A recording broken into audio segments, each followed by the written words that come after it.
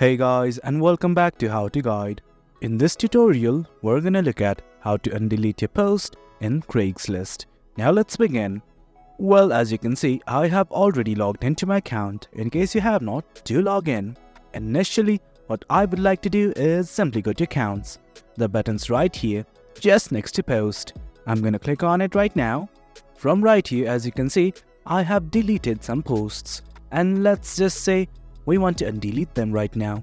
Well, right next to delete on each of the deleted posts, you can see something like undelete right here. Simply click on the button right here. And guys, there you go. Your post has been undeleted.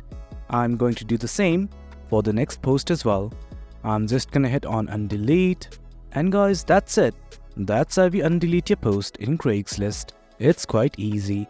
Hope you guys found this video informative, and for more content like this, do remember to hit like, share and subscribe.